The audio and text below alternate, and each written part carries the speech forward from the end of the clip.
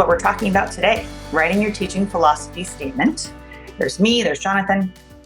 And what I'm going to be giving you is kind of a pretty big overview and ways to think about what you're going to write in a teaching philosophy statement. Okay, so just a few guidelines. Just mute your microphone if you're not speaking. It's recorded. We'll be emailing you links to the recording as well as the slides, and the recording will also be available on our page on the CGU website. If you have technical issues, feel free to add that in the chat. If you have a question, you can put that in the chat. And then at the end of the webinar, we'll look through that, look at the questions, and then have a short discussion. If it comes up as you're watching, please feel free to put it in the chat. There's our information for our website, our email, the services we offer, consultations, webinars, resources, and the college teaching certificate. So we are going to cover these questions today. What is a teaching philosophy statement? What is its purpose? What does it include? And basically, how do I get started? So here we go. What is a teaching philosophy statement? Just some basics. It's a purposeful and reflective narrative essay about your teaching beliefs and practices.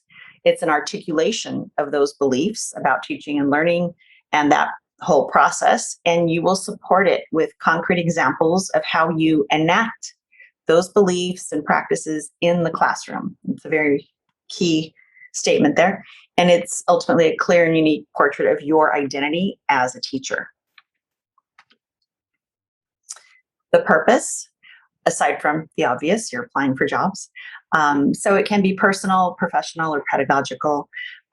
It's to clearly and coherently articulate your approaches and experiences related to teaching and learning. And its main purpose is to reflect upon your growth and dedication to the goals and values you hold about teaching and learning. In that teaching philosophy statement, you can include any or all of the following, even if you have not had a lot of experience teaching or you haven't been teaching yet, or if you have been teaching extensively. You can include what you would imagine for yourself as a teacher. So even if you haven't been teaching, you can talk about your conception of how learning occurs and how student learning will be evidenced in the classroom. A description of how your teaching facilitates student learning and enacts your beliefs and goals. A reflection of why you teach the way you do, the goals you have for yourself and for your students, the ways in which you create an equitable and inclusive learning environment, as well as any interests you might have in new techniques, activities, or types of learning, even current pedagogies or emerging pedagogies. Ultimately, your statement should enable the reader to imagine you in the classroom teaching. You want to include sufficient information for picturing not only you in the process of teaching, but also your class in the process of learning. And I really liked that statement. Also, at the end of this presentation, there will be resources. So anything that I'm referring to during the presentation, you will find a fuller citation at the end. So let's talk about some general guidelines for teaching philosophy statements. A strong teaching philosophy statement will have these as part of that narrative essay: specific examples and evidence of teaching practices. It is student-centered. Your writing demonstrates reflectiveness and that you value teaching and learning. It's well-written, clear, readable, and avoids cliches and unnecessary jargon. And it captures those key points of your CV rather than your entire CV. You want to make sure you focus on those key points that really illustrate you as an instructor, and it stays in a first-person narrative. All right, I know this is very difficult to see. It's very small. And this is just to show you an example of a rubric. And you can use this to check yourself and check your own teaching philosophy statement. I know sometimes if you haven't written one before, it's kind of hard to figure out what you need to include and where to start. So this kind of gives a nice overview. There is a link down at the bottom of this slide. So if you would like to visit it on your own. This, I stole it from the University of Michigan, from their site, the Center for Research on Learning and Teaching. So if you were to Google Michigan teaching philosophy rubric or something to that effect, you would find. I'm sorry, my phone. You would find it. That's how I found it. Okay. So generating ideas is your first point of your first starting point. So let's talk about how to generate some ideas. On these next slides, I just have questions to help guide your thinking, but I'm going to say you don't have to answer every single question in a thesis. I mean, in a teaching philosophy statement. These are just questions to help you brainstorm. So thinking about these questions about learning, you can think about how you define learning, what happens in a successful learning situation, either for yourself as a student or as a teacher, and what constitutes learning or mastery in your discipline.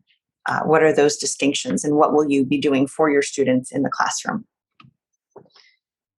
Your concept of teaching should also be part of your statement. So thinking about your beliefs, values, aspirations. If you're encouraging or attending to these different items such as mastery or critical thinking, transformational learning, articulate that within your statement. And again, what is a perfect teaching situation? What would you imagine? How would it look? Why would it look that way? And ultimately, what are your values and how are they realized in the classroom activities?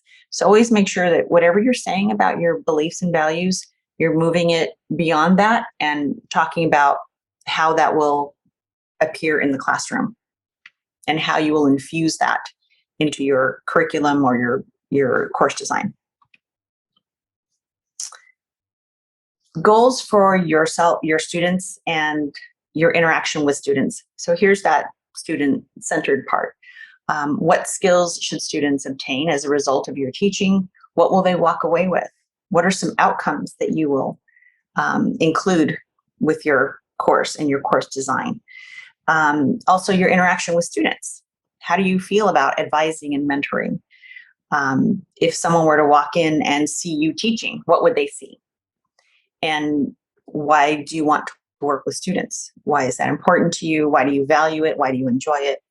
So, and again, even if you haven't been teaching yet, you can still talk about why you would want to do these things and why you want to work with students.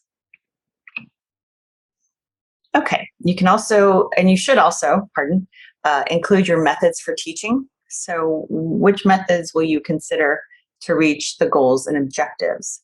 Will you be using group work? Will you be using interactive lectures? And also, what are your beliefs regarding learning theory and specific strategies?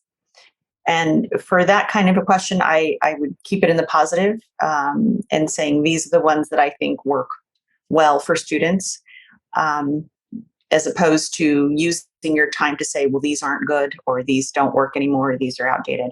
I think if you keep it on the upside and say, hey, these are the ones that I'm going to use for my students, and here's why, that's really helpful in your reader understanding what you'll be doing in the classroom.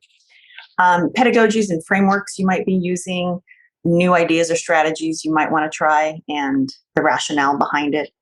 And you don't have to have an extensive list in your toolkit, but simply the ones that resonate with you the most.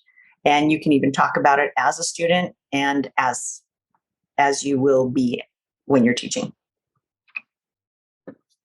Your methods to assess student learning is also an important part of your teaching philosophy statement. So how will you assess? What are your beliefs about grading? Percentage scales, curves, What different types of assessment will you use? Will it be traditional testing and quizzes? Will it be portfolios, projects? Why will you use those types of assessments?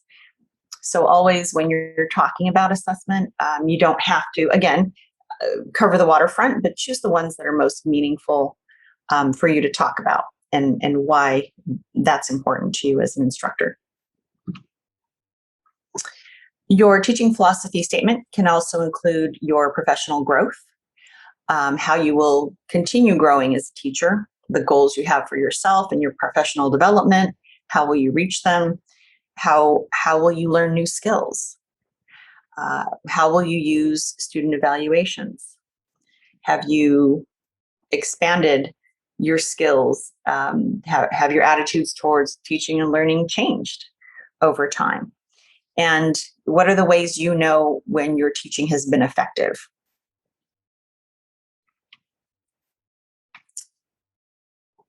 Your teaching philosophy statement should also include something about diversity, equity, and inclusivity. You may be teaching philosophy statement. You can reflect on your conceptualization of and contributions to diversity, equity, and inclusion in the context of your teaching. Hold on. I am not sure what. Service and research. A shorter version of a diversity statement is also sometimes included in a teaching philosophy statement or in a course syllabus. Ultimately, you'll describe how you will contribute to advancing DEI through your teaching, service, and or research. Always be attentive to whether you're being asked to include this in a teaching philosophy statement, cover letter, or in a separate statement altogether. Okay, so apparently I added in my recorded slide to my presentation. I apologize, but that's what I would have said. Hopefully this is all right.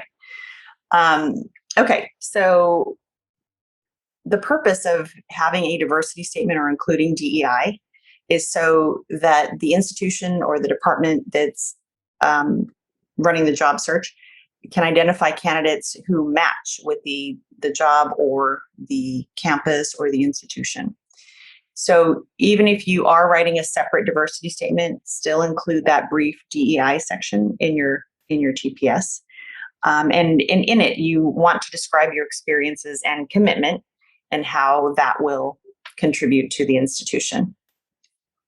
And in the next few slides, I also want to talk about some ways to reframe ideas or statements that typically, or what I've seen people struggle with a little bit. So we'll look at that. The other thing to think about is what your DEI is not. So it isn't always just about your teaching and classroom experiences. It's not just a description of observed differences. I'm going to pause here for a second because I'm wondering if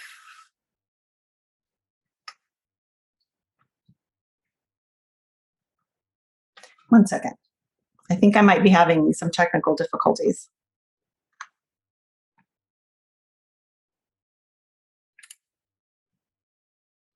Yes.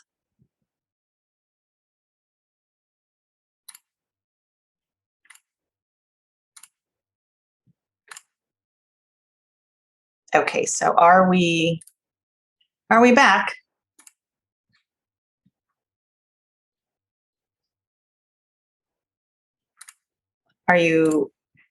You should be able to see. Okay, good. I suddenly noticed that I wasn't seeing things that I thought I would see. I apologize. Let me back up just a little bit so we can get our bearings here. Okay. Thinking about what the diversity statement is, what should be included. What it's not is not just your teaching and classroom experiences when you're writing about diversity, equity, inclusivity.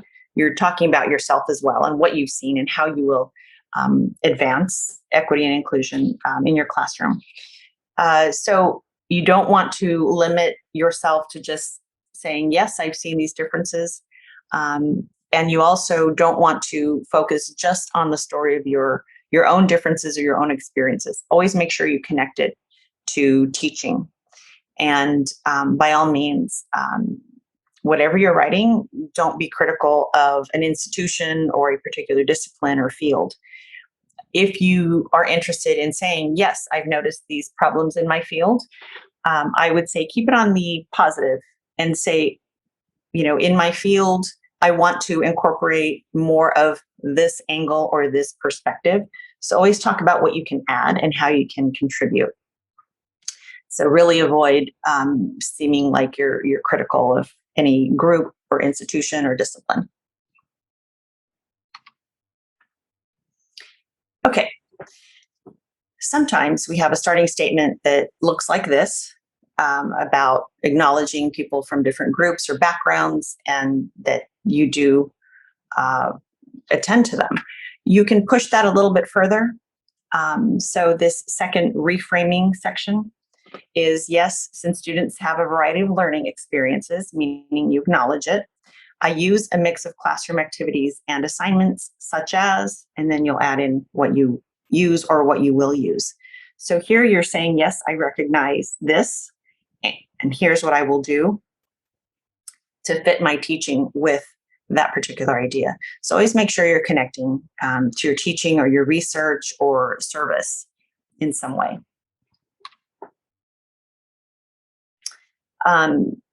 Here's another starting statement about diversity. So if you do have firsthand experience with, understanding the need for diversity, that's great.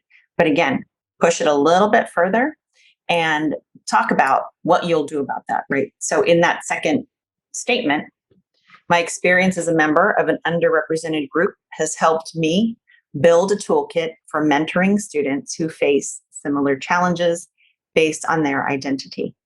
So in that second statement, you are acknowledging your membership with the group and now how that informs your teaching or your interaction with students. So you take a statement that says something factual, and then you talk about how you will use it to enact something within your classroom or with your students.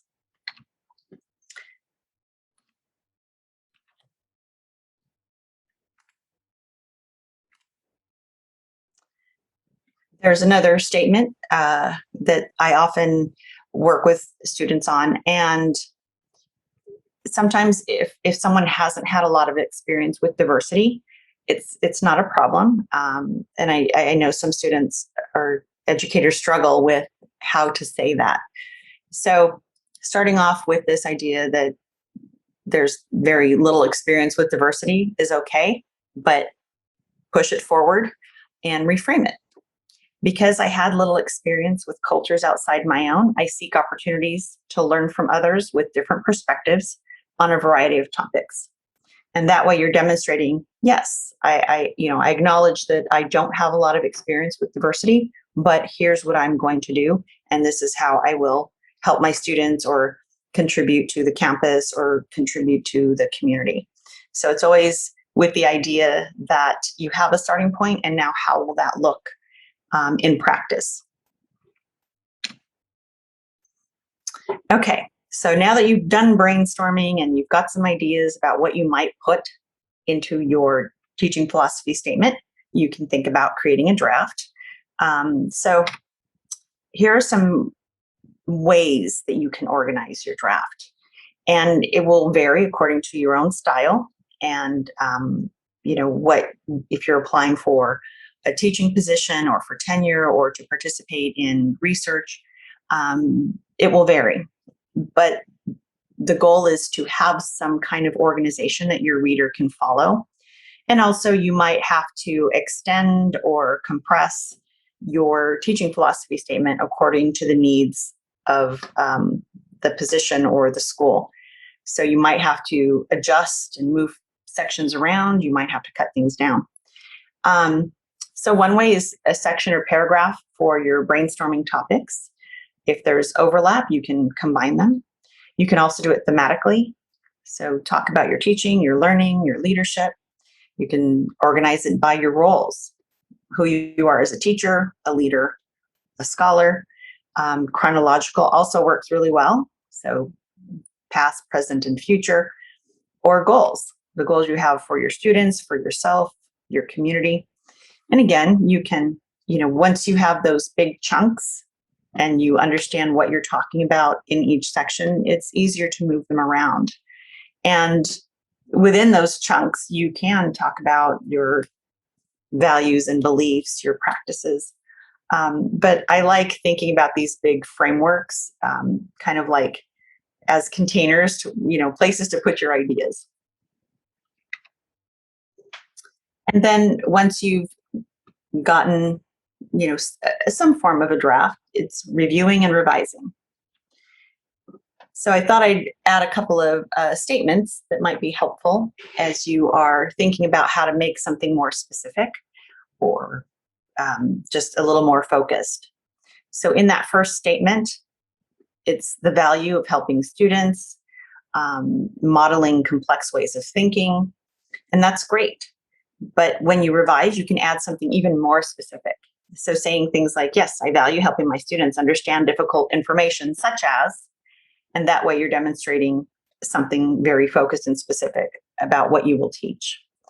I don't know that I would say I am an expert, but I think for me personally, I would say using my knowledge and research, which is kind of the same thing. I model complex ways of thinking. And then at the end, to do so, students participate in this. So adding something specific. If you're going to model ways of thinking because you want them to develop some skill, you can add in something more specific about how they will get there. Similarly, you can add methods and outcomes. So if you like lecturing and you feel that you're good at it, that's great. But how will you engage your students as you're lecturing? So adding just a simple piece, such as in the revision, I also work to engage and motivate my students during my lecture by, and then you can add what you do during lecture. Do you engage them in questions? Do you ask them to fill in the blanks? Whatever it is that you plan on doing or you currently do, I say make it specific in your statements. And then this one, I left off the draft because I thought by now you get it. But I liked this statement because it was very specific, right? There's peer review, small cooperative groups, and then the underlined section is talking about what they will learn, right? Voice, audience, editing skills. So it's a little more concrete for the reader to hang on to and to really see what it will look like in the classroom for your teaching and for your students. And then finally, always make sure you're proofreading, you're polishing and refining. And you can do that by looking at other teaching philosophies in your discipline. For me, I would say wait until you have a draft, because if you start looking at all those samples, it might be a little overwhelming. And I also have a resource, I think it's the University of Michigan. They had the samples broken out by field. So there were quite a lot of them. So that was a great resource. You can ask a mentor or colleague to review your draft and offer recommendations, or you can use a teaching philosophy rubric. And there are several of them out there that they're good at reminding us about what works well in a teaching philosophy statement. Often people have questions about teaching philosophy statements. So what happens if I don't have teaching experience? And I think, earlier I mentioned that you can talk about your experiences as a student. So thinking about that, if there was an approach that you saw that worked really well, if there's a teacher that you thought did such a great job teaching that maybe you'd want to do the same, you can talk about that experience. And also consider related experiences outside of academic spaces. So think about any mentoring or coaching or tutoring that you've done. This question, do I have to write a new one every single time I apply for a job or a promotion or anything like that? That answer is yes and no. So your core teaching philosophy statement is going to remain fairly the same: your values, your beliefs, and your goals. But you should always work to align your statement with the focus of the institution or the position. And certainly as you gain new skills or learn new things, or if your perspective changes a little bit, certainly revise in that sense. And then this question: how often should I revise? And that will depend on what you're doing, where you're teaching, where you plan to teach. And it's an evolving document. And as you grow your skills, as you develop your professional teacher identity, you can refine it a little bit more. Your goals may change a little bit. And always reflect upon, where you've come from and where you're going, and think about those things for your teaching philosophy statement. It's great to include that and demonstrate to your reader that you are thoughtful about it, that you are thinking about your teaching in ways to engage students, and ways to develop your own skills. So more information. So get your cameras ready. No, I'm just kidding. And again, you'll get a link to these slides so you can see all of this. And I broke it down by the types of resources. So rubrics and samples, I found them here. General articles about writing and teaching philosophy statement. More. Some websites that were basically the Centers for Teaching and Learning, or some form of that title, where they had a lot of comprehensive information about teaching philosophy statements and rubrics and brainstorming and getting started. Really helpful. If you would like to meet with any of us to talk, to brainstorm, or to look at a draft, absolutely make an appointment with us and we'd be happy to work with you. We are also on social media and on LinkedIn as well. So feel free to join us.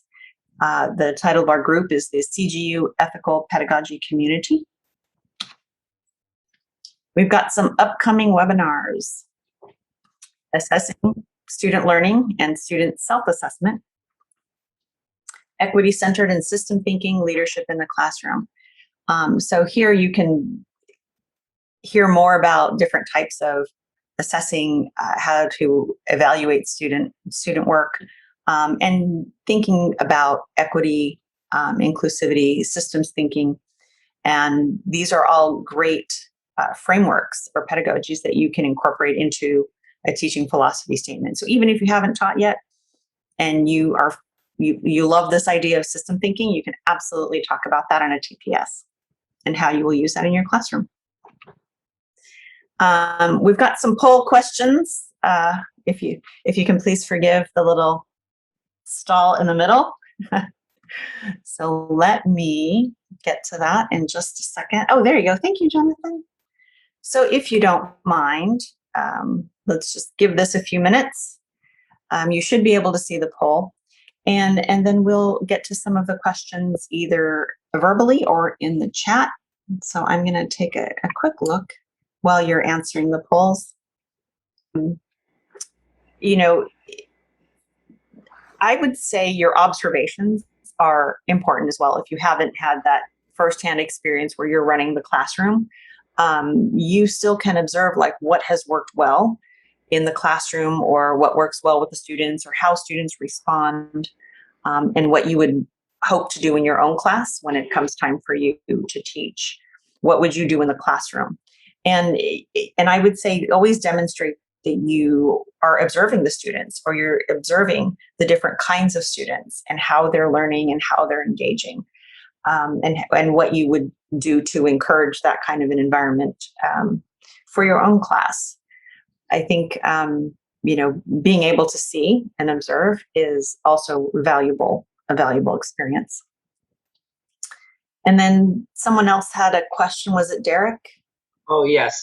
Hi, Derek. Hi. First of all, I want to thank you and Don for hosting this workshop. I find it very useful.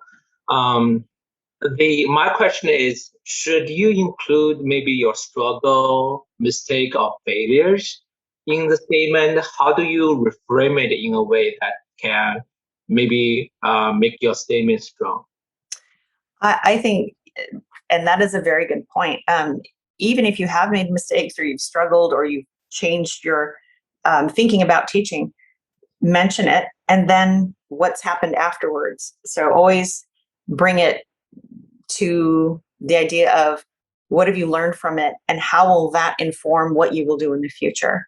I can use myself as an example. When I first started teaching, I'm like, oh, I got to be a hard ass and I got to, really keep them in line. And then I learned that that is not helpful. And when I changed that and I changed my practices, I got such a better response from my students.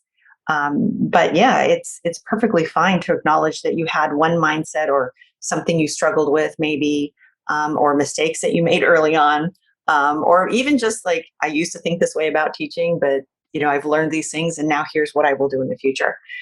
And I think that's also a sign that you are continuing to develop and grow and you're self-assessing. So it says a lot of things if you do have that in your teaching philosophy statement. Absolutely. We're not perfect.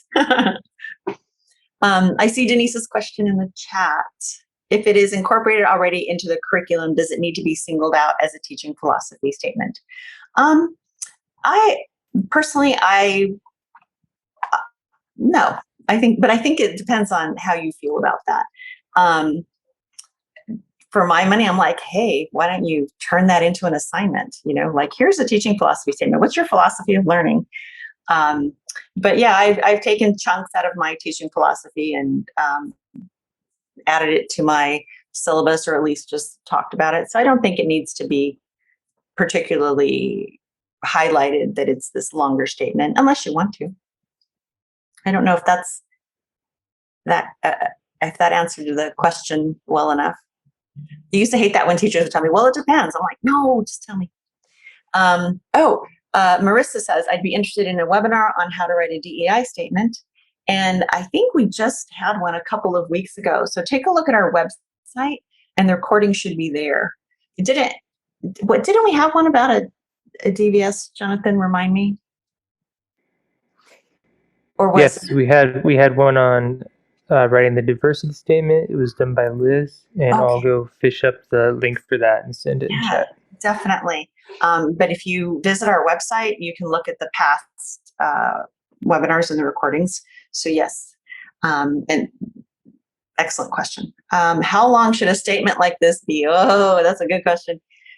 Typically, I've seen 1 to 2 pages.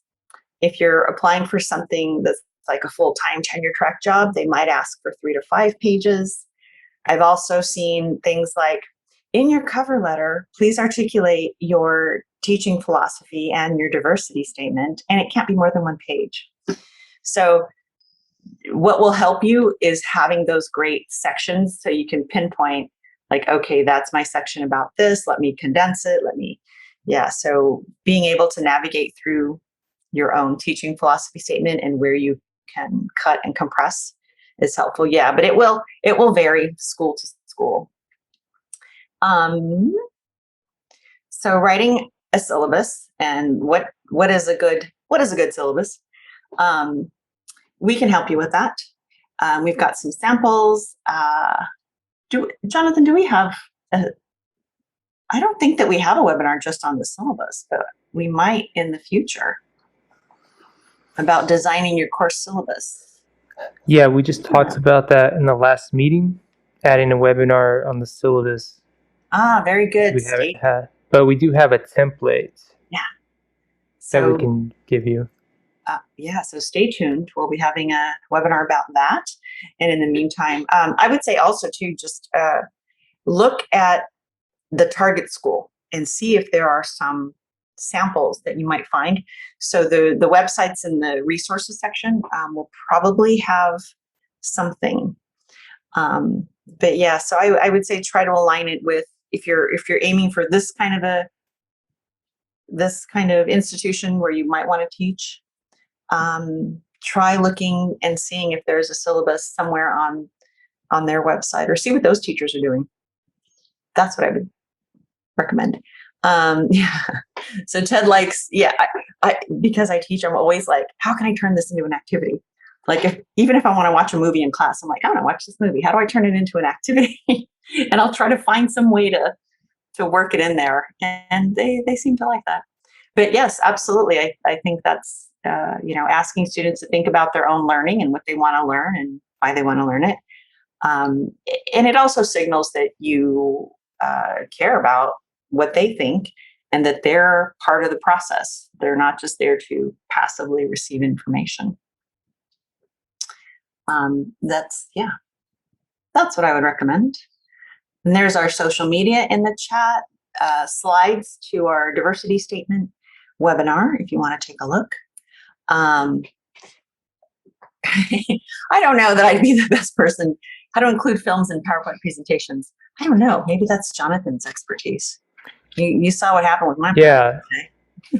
So just the practical tool of like embedding it, you can go to the appointments link that I provided in chat, make an appointment with me or anyone else, and we can show you how to do that. If you're talking about using videos as part of your teaching and learning, I'm going to do a webinar about that in the fall. All the different ways you can use videos and what's best practice for using videos and stuff like that. And I do know if you're in Zoom, I found this out. Well, my students are kind of cool. They'll tell me when something looks weird. Making sure to optimize when you're sharing screen, optimize for video, and then they can see it clearly. But then you have to put it back. Yeah, when I did it once, and then my students were like, "Everything's fuzzy now. You need to stop the optimizing." I'm like, "Oh, thanks." So Carl, yes, you will get the links. You'll get everything. Carl, are you talking about the links for the syllabus template that are in the chat? I'm wondering if you meant those links. Like, definitely the links to the slides and the recording will come to you. But if you want, Jonathan, what's the best way? What's the best way to get to the links? The links that are in the chat. The best thing to do is to go straight to the PFF website and get to all the links there, or to save the chat and use the list. So if you're looking at the chat, there's these 3 little buttons down at the bottom. You should be able, it should allow you to save the chat, no?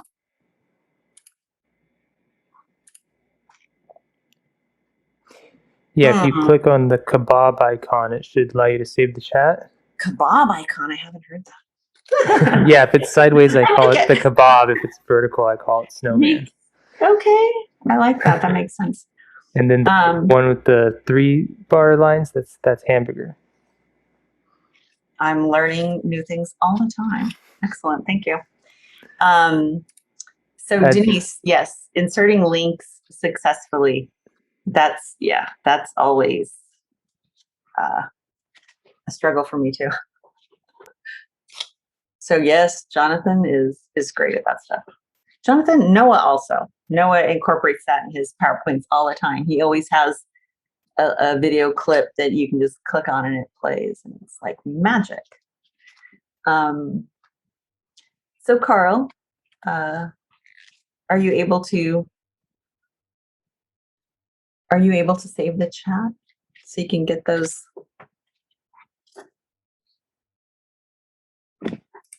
But yeah, I'm old school too. Sometimes I just take pictures of what I see on the screen and then go back to it later. So there we go. Oh, you're on your phone. Well, I'm wondering if, so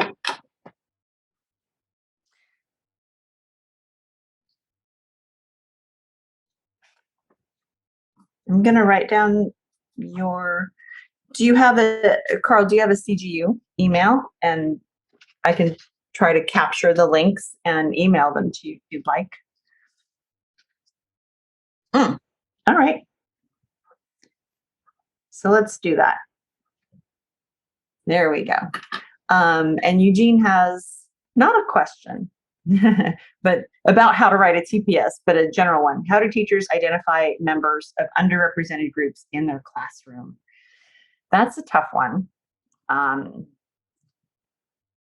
Yeah, my only answer to that would be, I think it would depend on, you know, what grade you're teaching. But I would probably caution and try not to identify them in, and I'm not sure about your question. You can ask people to self-identify, but I always try to just assume that I just don't know. And I ask for engagement, you know, that helps people feel comfortable identifying their group. So for instance, I'll say, you know, if we're on Zoom, feel free to specify your pronouns if you'd like, or I will create a free write or a discussion like, hey, what's something interesting from your culture or your background that you would like to share that you think no one knows about or appreciates, or things like that. So I'm not sure if that entirely answers the question, but I think it is difficult. You know, you do want to address and make sure you're being inclusive without singling people out. It's quite that fine line. But think about like universal design for learning and creating an environment where people can contribute voluntarily. Some people just won't want to, but I try to engage my students in these sort of low stakes discussions, icebreakers, things to start the class, like, what's your tolerance for spicy food? One being no spice at all, and 10 being, yeah, you'll go on YouTube and be on hot ones, or, you know, just things like that. And sometimes people, when they feel more comfortable, they will be more willing to share or self-identify. So I hope that answered the question in some way, or if anyone wants to chime in with any good responses for that. But that is a good question. And it's a tough one. It's a tough one. I'll add to it a little bit. You can ask your students before class begins what name they prefer to be called, and get it to it before class starts. You can even do a survey.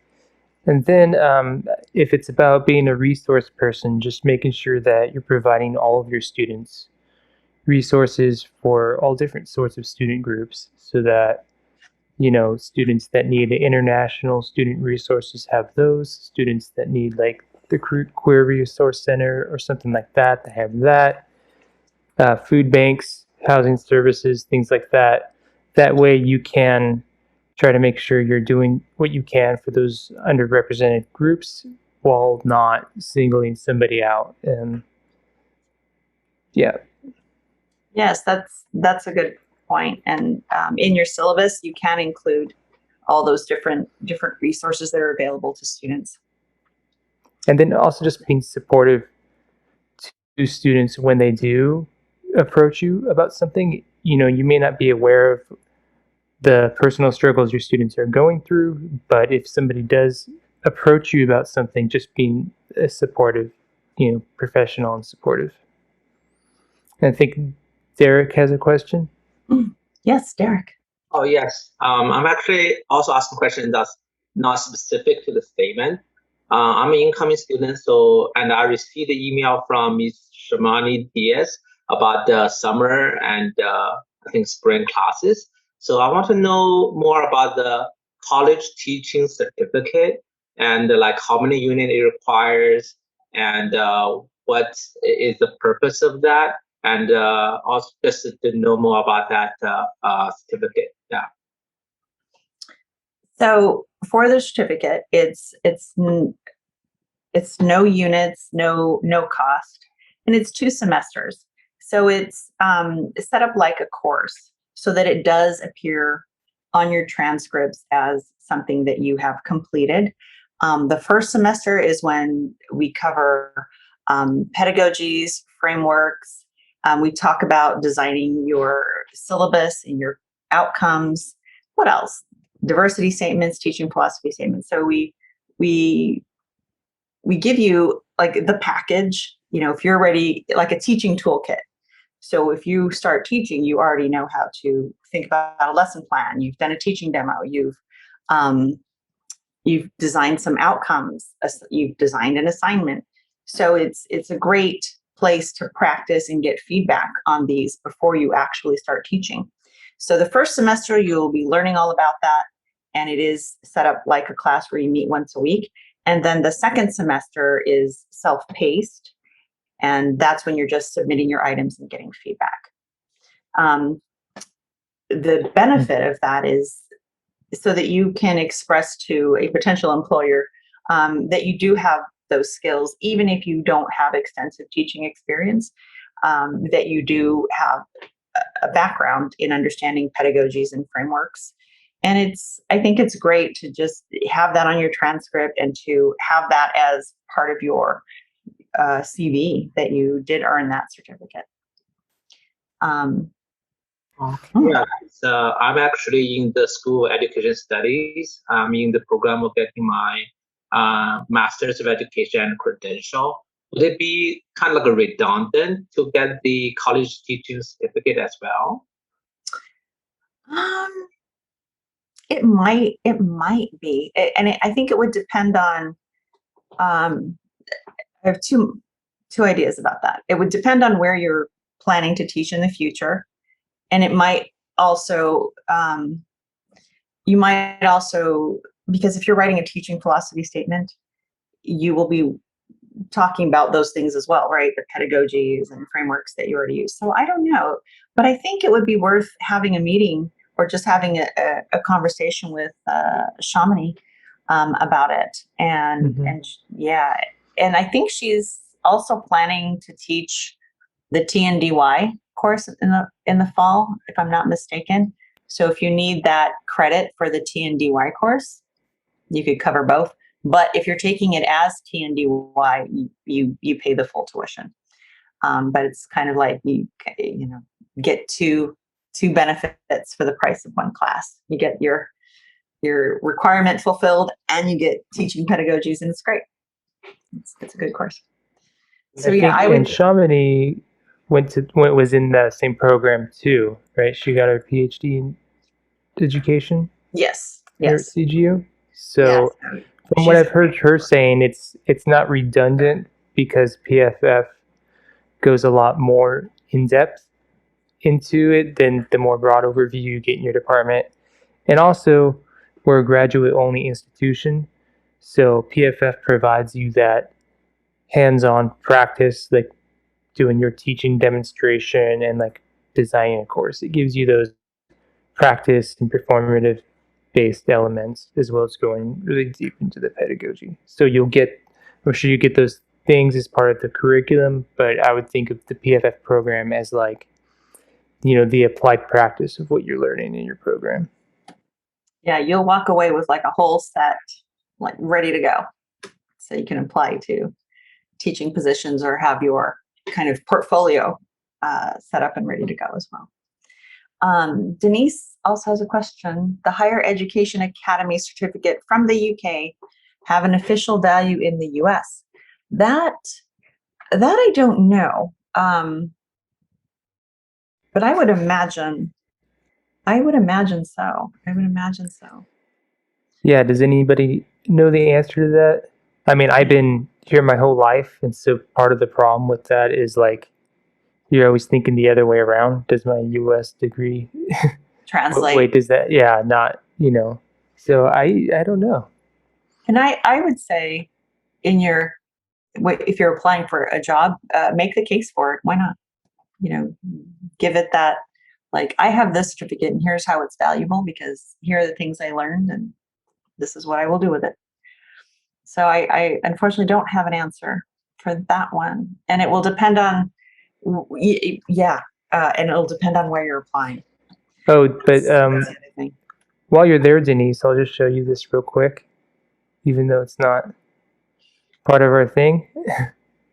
The PowerPoint, if you go to video right here and click the down arrow, you see online movie, and then you just paste your link right there. Insert.